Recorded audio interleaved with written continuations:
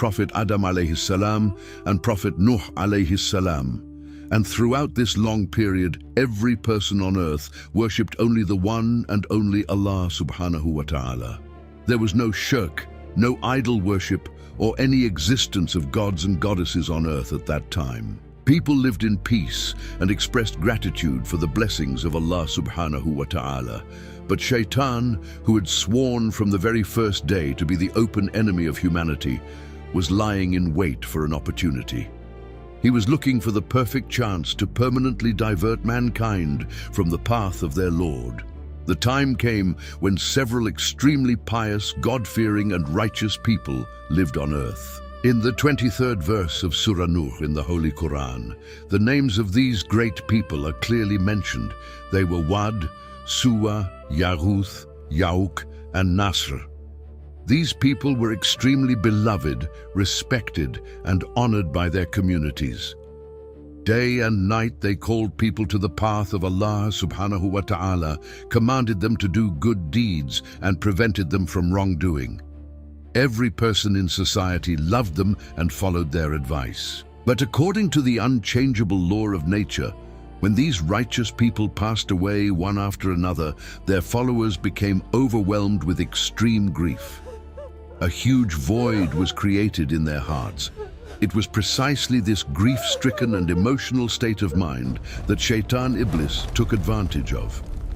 In Hadith number 4920 in the Tafsir chapter of Sahih Bukhari, Abdullah ibn Abbas radiyallahu anhu has beautifully narrated the history of that ancient deception. He said that after the death of the righteous people, Shaitan came to them in the form of a human being. Shaitan pretended to be very sympathetic and gave them cunning advice, saying, "The ones you have lost were extremely virtuous people. It is not right to let their memory fade away like this. Make some images or memorials of them in the places where they used to sit and worship. This way, whenever you see them, you will remember those righteous people, and as a result, your attention toward the worship of Allah subhanahu wa ta'ala will increase even more." The simple people could not understand this subtle trap of Shaitan. They were influenced by Iblis's words, and only for the sake of respect, love, and memory, they made statues or sculptures of those righteous people. However, history testifies that the first generation of people did not worship these statues. They only used to look at them to motivate themselves in worship. But as time passed and this first generation died, a new generation arrived who had not received the correct knowledge of Tawheed or Islam. Knowledge gradually began to disappear. Shaitan now played his final move. He came to the new generation and planted the seed of this false belief in their minds that your ancestors did not make these only for remembrance. Rather, they used to ask for rain through these statues. They used to seek protection from danger through them, and these are actually their objects of worship. Taking advantage of the ignorance that had continued from generation to generation, shirk or idol worship began for the first time in human history in this way. People forgot their great creator, the sole master of the heavens and the earth. They began to bow their heads before the stone, wood, and clay statues made by their own hands. When the light of Tawheed was extinguished, darkness spread in society without delay. Arrogance, oppression, tyranny, adultery, and extreme lawlessness quickly spread in society. The strong began to exploit the weak. The earth became burdened with sin upon sin. It was in the midst of that dark age of ignorance that Allah subhanahu wa ta'ala, in His infinite mercy, sent one of His great messengers to show the path of light again to the misguided and lost humanity. He was Prophet Nuh alayhi salam. In the 59th verse of Surah Al-A'raf in the Holy Quran, Allah subhanahu wa ta'ala declares, "Indeed, we sent Nuh to his people. Then he said, O my people, worship only Allah subhanahu wa ta'ala. There is no true deity for you except Him. Indeed, I fear for you the punishment of a great day." Prophet Nuh alayhi salam brought the eternal call of Tawheed to his astray nation. With deep affection, immense love, and unlimited patience, he began to explain to them that these lifeless statues made of wood and stone by their own hands could neither benefit anyone nor cause the slightest harm to anyone. The master of life, death, sustenance, and power is only one, and he is Allah subhanahu wa ta'ala. He made an earnest call for them to turn back to the one Allah subhanahu wa ta'ala and reminded them of accountability in the hereafter.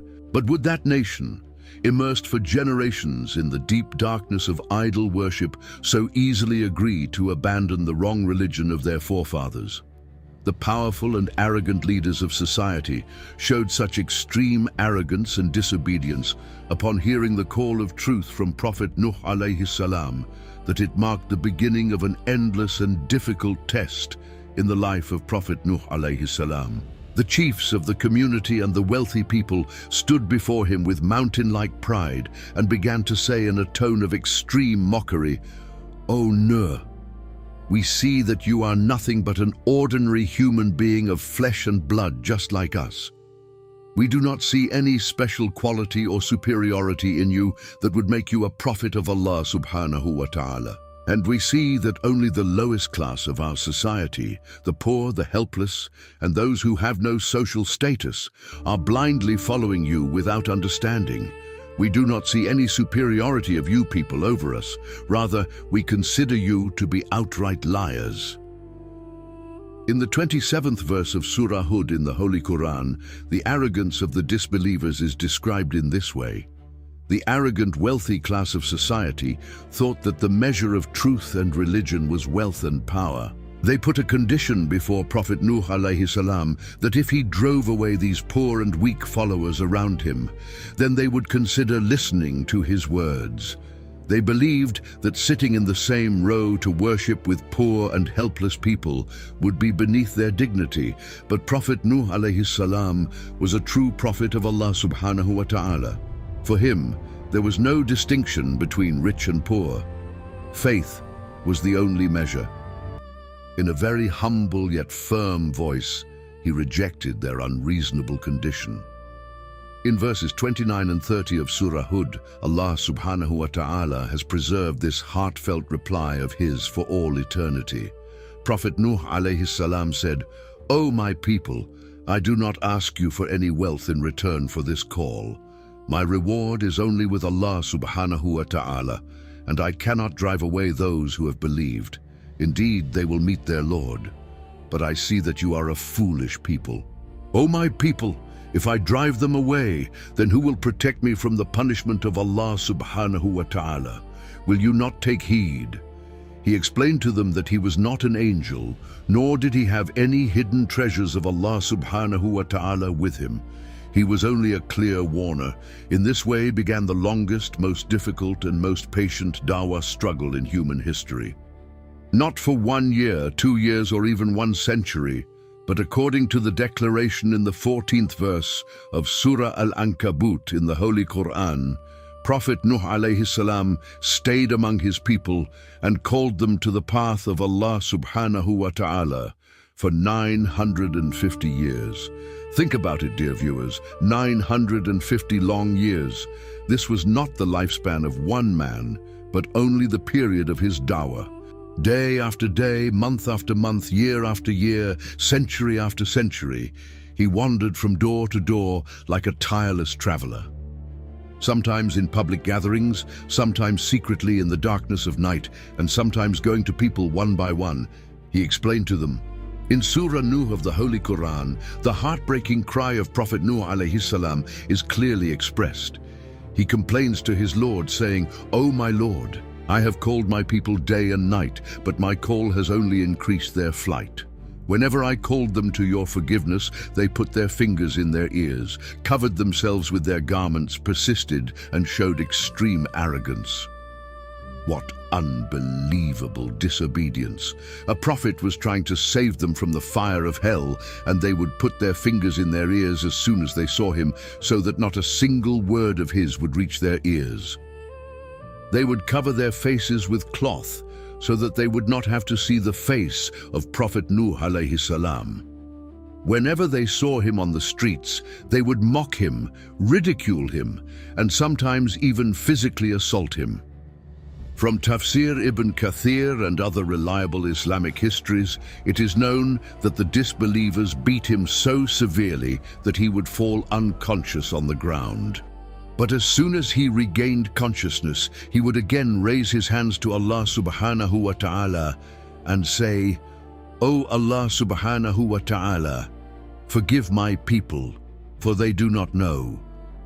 There was no limit to his forgiveness and patience. He not only warned them of the hereafter, but also reminded them of the countless benefits of worldly life. In verses 10 to 12 of Surah Nuh, he told his people, "Ask forgiveness from your Lord. Indeed, he is the most forgiving. He will send down rain upon you in abundance from the sky. He will help you with wealth and children, and he will create gardens for you and rivers flowing through them." That is, if they left idol worship and turned back to the one Allah subhanahu wa ta'ala, then Allah subhanahu wa ta'ala would remove all their worldly needs and grant them abundance. But even after such beautiful promises, such logical words, and such tireless effort for such a long time, there was no change in the hearts of those stone-hearted people. Centuries passed, one after another. When one generation was about to die, they would strictly instruct the next generation not to ever listen to this man named Nuh, because he wanted to destroy the religion of their fathers and grandfathers. Fathers would hold their children's hands and warn them while walking past Prophet Nuh alayhi salam. As a result, the new generation would come even more disobedient and arrogant than the previous one. In these 950 long years, only a handful of people had believed in Prophet Nuh alayhi salam. According to the famous Mufassir Abdullah ibn Abbas radiyallahu anhu, the number of people who believed in him during this long period was around 80. That means even in one generation, not even one person fully responded to his call. At one point, the insolence of the disbelievers crossed all limits. Instead of accepting the truth, they directly challenged Prophet Nuh alayhi salam. In the 32nd verse of Surah Hud, their extreme arrogance is mentioned. They said, "O Nuh, you have disputed with us and prolonged the dispute. Now if you are truthful, bring upon us the punishment." They wanted to hasten the punishment of Allah subhanahu wa ta'ala. Seeing this disobedience, stubbornness, and blind arrogance of theirs, the heart of Prophet Nuh alayhi salam broke with grief. After 950 years of tireless effort, he realized that the hearts of this nation were completely sealed. There was no longer any possibility of guidance for them. At that very moment, Prophet Jibril alayhi salam descended with revelation from the sky, bringing a decisive message that would change the course of Prophet Nuh alayhi salam's life and the history of the world forever. In the 36th verse of Surah Hud in the Holy Quran, Allah subhanahu wa ta'ala ended the long wait of his beloved prophet and informed him of the final decision. Allah subhanahu wa ta'ala sent the revelation, "No one from your people will believe anymore except those who have already believed. So do not grieve over what they are doing." With this single verse, the entire account of 950 years was settled. Prophet Nuh alayhi salam became certain that not even the slightest light of guidance remained in the hearts of this arrogant community.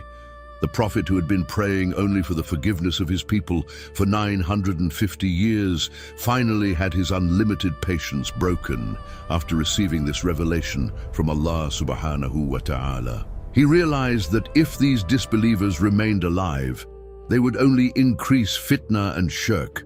Then he raised his hands in the court of his Lord and made a prayer that brought about a catastrophic destruction in the history of the world. In verses 26 and 27 of Surah Nuh, that historic prayer of his is mentioned. Prophet Nuh alayhi salam said, "O my Lord, do not leave any disbeliever on the face of the earth. If you leave them, they will mislead your servants and give birth only to sinners and disbelievers." Allah subhanahu wa ta'ala accepted the final decision prayer of his most patient prophet. The decision to uproot the sinners from the face of the earth was finalized. But how would the believers be saved from that destruction? Then Allah Rabbul Alameen gave Prophet Nuh alayhi salam a wonderful command. In the 37th verse of Surah Hud, Allah subhanahu wa ta'ala said, "Build the ship under my observation and according to my revelation, and do not speak to me anymore about those who have done wrong. Indeed, they will drown in the water." Upon receiving the command of Allah subhanahu wa ta'ala, Prophet Nuh alayhi salam and his handful of believing companions started the work of building a huge ship or ark. Historians and commentators have mentioned that the place where Prophet Nuh alayhi salam was building the ship was a vast, dry plain far from any sea or river. Without any modern tools, engineers, or advanced technology, the work of constructing this great vessel began only under the direct supervision of Allah subhanahu wa ta'ala and according to His revelation. Cutting trees, sawing wood, and joining large planks, a massive structure was being erected. But the disobedience and arrogance of the disbelievers had not stopped even then. When they saw that Prophet Nuh alayhi salam had stopped giving dawah and was sitting in a vast plain building a huge wooden ship, their mockery increased many times over. In the 38th verse of Surah Hud, this extreme mockery of theirs is described.